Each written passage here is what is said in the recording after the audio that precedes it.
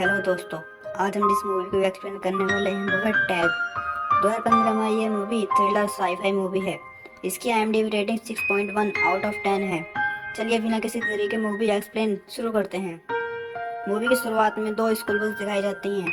उनमें से कुछ फीमेल स्टूडेंट थीं। उनमें से एक लड़की का नाम मित्सिको था। वो अपनी डायरी में कुछ लिख रही होती है। तभी एक लड़की जो उसकी स्कूल फ्रेंड होती है वो कहती है, क्या तुम हर टाइम लिखती रहती हो? तुम हमारे साथ एंजॉय क्यों नहीं कर रही हो? जैसे ही मित्सुको उनकी बातों पर ध्यान देती है, उसका पेन नीचे गिर जाता है।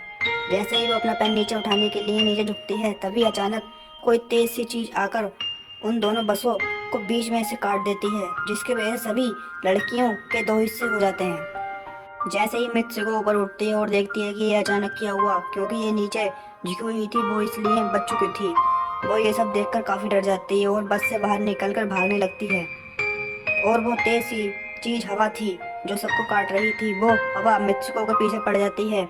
मित्सुको तेजी से भागने लगती है। भागते भागते इसे चार लड़कियां दिखाई देती हैं और वो उन सबको रुकने के लिए कहती है ताकि तुम्हारी जान बच जाए। लेकिन जब तक वो उसकी बात को समझ पाते, इतनी देर में हवा उनमें से तीन लड़कियों को काट देती है।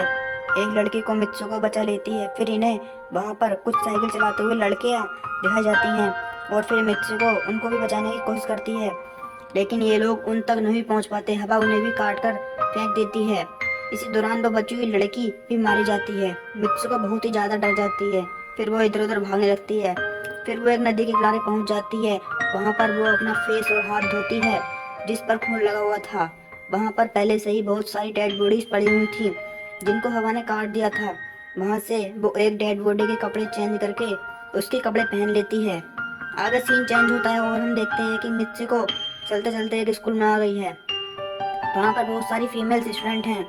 उनको यूनिफॉर्म मित्सुको के यूनिफॉर्म से चेंज होता, यानी वो उस स्कूल की स्टूडेंट नहीं थी। वहाँ पर एक लड़की मित्सुको के पास आती है और कहती है, तुम कैसी हो? वो उसकी बेस्ट फ्रेंड थी, लेकिन मित्सुको उससे पूछती है, क्या तुम बाकी मेरी बेस्ट फ्रेंड हो? क्योंकि उसे कुछ समझ नहीं आ रहा था कि ये सब क्या हो रहा है। अब आगे दिखाया जाता है कि मित्सुको और उसकी बेस्ट फ्रेंड काफी हद तक एक दूसरे से प्यार करती हैं। और फिर अचानक हवा का झोंका आता है और मित्सुको डरकर स्कूल की बिल्डिंग के अंदर चली जाती है। उसकी बेस्ट फ्रेंड को कुछ समझ नहीं आ रहा था कि ये सब क्या हो रहा है। वो मित्सुको से पूछती है कि तुम इतना अजीब बिहेव कैसे कर रही हो? तुम्हें क्या हुआ हो गया है? इस पर मित्सुको कहती है कि मैं नहीं जानती कि वो मेरा बुरा ख्वाब था या सच, लेकिन मैंने देखा कि हवा का झोंका आया और सब लड़कियों को काट कर चला गया। ये सब देखकर उसकी बेस्ट फ्रेंड अपने स्कूल की बिल्डिंग के खिड़की के पास आती है और उसके हाथ को निकालकर बाहर करती है कि ये देखो, यह सिर्फ एक हवा का झोंका है और कुछ नहीं, रोज की तरह ऐसी हवा चल रही है। इसे देखकर मित्सुको की परेशानी थोड़ी कम होती है और उसे लगता है कि यह मेरा बुरा ख्वाब हो सकता है।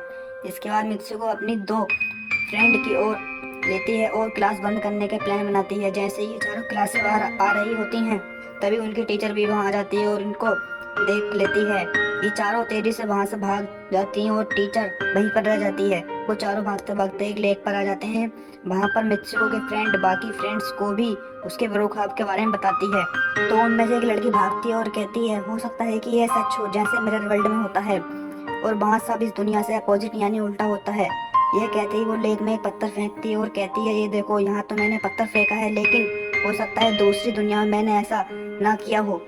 फिर अचानक से हमें दिखाया जाता है कि उनमें से एक लड़की को मगरमच्छ खा लेता है, लेकिन वही फ्रेंड उनसे कहती है, देखो, उस दुनिया में होता है वो इस दुनिया में नहीं होता, और जो इस दुनिया में होता है वो दूसरी दुनिया में नहीं हो सकता। तो इसको भी उस दुनिया में मगरमच्छ नहीं खाया है। यहाँ पर ये सब लोग बिल्कुल सेफ हैं और यह सिर्फ हमारा ख्वाब था। उसी लेक के पास हमें एक बेड यानी बिस्तर लगा हुआ दिखाया जाता है। वो चारों लड़कियां उस पर से तकिया उठाकर एक दूसरे पर मारने लगती हैं। फिर हमें दिखाया जाता है कि दूर खड़ी दो लड़कियां उन्हें देख रही थी और उन पर नजर रख रही थी। उनमें से एक वाइफ बनी हुई थी और इनफैक्ट उन दोनों ने आपस में शादी कर ली थी। फिर भी उनकी एक फ्रेंड उनसे कहती है कि हमें कुछ ऐसा करना होगा जो इस दुनिया में इम्पॉसिबल है, क्योंकि हमारी किस्मत तो लिखी जा चुकी है और हम ही सबको बदल सकते हैं। फिर ये सब आपस में स्कूल चले जाते हैं और नेक्स्ट लेक्चर लेने के लिए क्लास में चले जाते हैं। लेक्चर लेते समय मित्सुको को जमीन पर एक तकिया दिखाई देता है। जैसे ही वो उस तकिया को उठाने के लिए आगे बढ़ती है, उसकी टीचर पूरी क्लास में फायरिंग स्टार्ट कर देती है।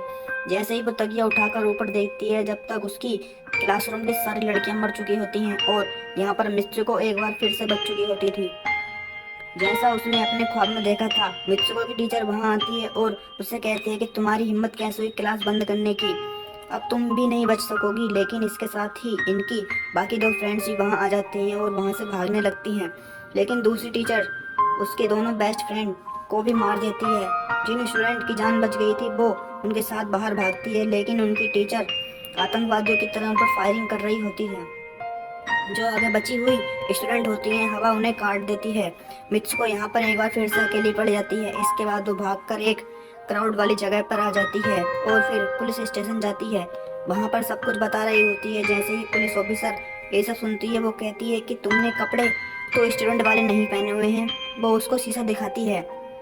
वो बिल्कुल चेंज लड़की बन चुकी है। लोग उसे मित्सुको नहीं बल्कि किसी दूसरे नाम से जानते हैं। यहाँ पर दिखाया जाता है कि उसकी शादी होने वाली थी और वही पुलिस ऑफिसर उसे शादी के लिए ले जाती है और आसपास के लोग कॉन्ग्रेचुलेट कर रहे थे। जैसे ही वो चर्च पहुँचते हैं तो मित्सुको की बेस्ट फ्रेंड वहीं पर होती है और उससे पूछती है ये सब क्या हो रहा है। तो उस पर बेस्ट फ्रेंड कहती है कि अभी तुम खामोश रहो, हम किसी के कंट्रोल में हैं, जैसे ही मैं कहूँ वैसा ही तुम करोगे। ये सब कहती है और उसे उसका वेडिंग ड्रेस पहनाती है और कहती है अब तुम चले जाओ, और अपने वेडिंग सेरेमनी के लिए आगे बढ़ती है। तो सब लड़कियां उसका मजाक उड़ाने लगती हैं और उसकी बेस्ट फ्रेंड एक एक करके सबको मारने लगती है।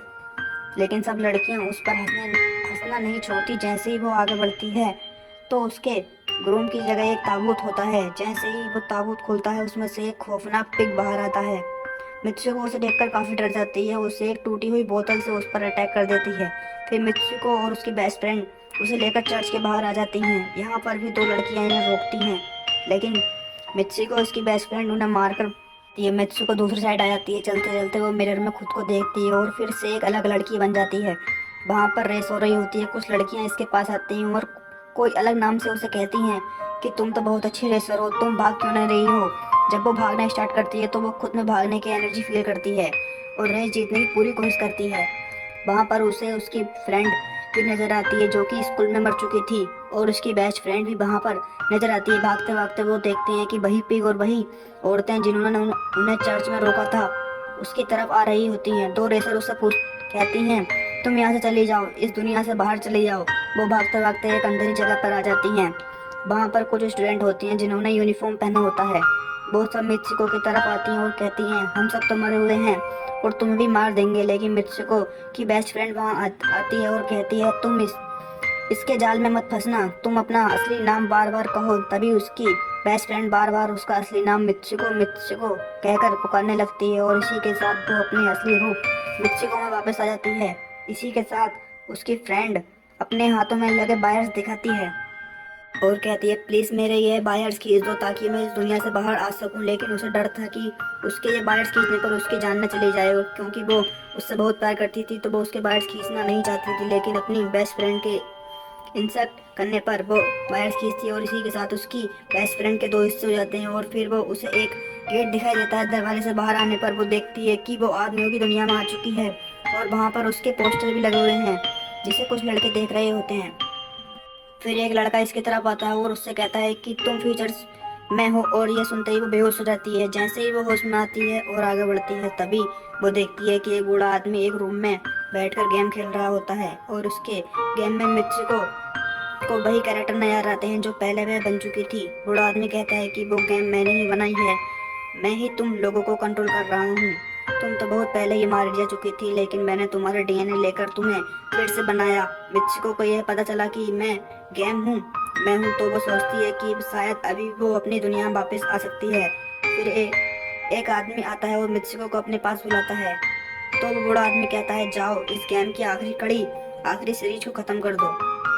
और मित्सुको डरती डरती उसके पास चली जाती है। इसी के साथ उसे उसकी फ्रेंड की बात याद आती है कि अगर तुम इस दुनिया में कुछ ऐसा करोगे जो दूसरी दुनिया में इम्पॉसिबल है तो तुम इस गेम से बाहर आ जाओगे। और इसी के साथ उस आदमी का गला दबा देती है और कहती है बस करो हमारे साथ खेलना।